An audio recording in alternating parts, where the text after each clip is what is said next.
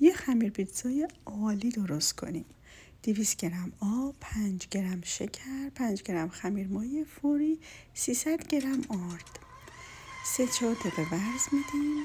6 گرم نمک اضافه میکنیم. 50 گرم آب رو کم کم اضافه میکنیم. خمیر نباید سفت باشه.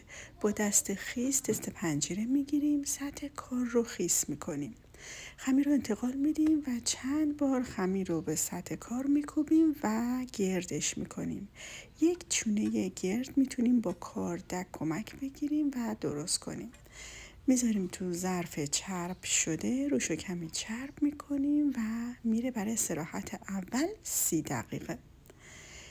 بعد از 30 دقیقه خمیر رو با دست خیس فولدش میکنیم و میره برای استراحت دوم برای 30 دقیقه.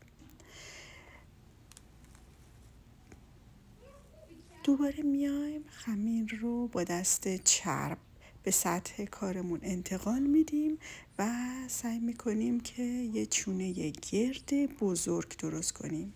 با کاردک زیرش رو صاف میکنیم و توی ظرفی که آرد سمولینا پاشوندیم قرار میدیم تا استراحت کنه. برای استراحت سوم 40 دقیقه. خمیر رو به سطح کارمون که آرد سمولینا پاشوندیم انتقال میدیم. با دستمون خط دایره میندازیم و وسطش رو حفره. پشت دستمون خمیر رو پهنش میکنیم. توی سینی فر قرار میدیم. کمی سینی رو من چرب کردم. سس پیتزا و تاپینگ دلخواه گذاشتم روش.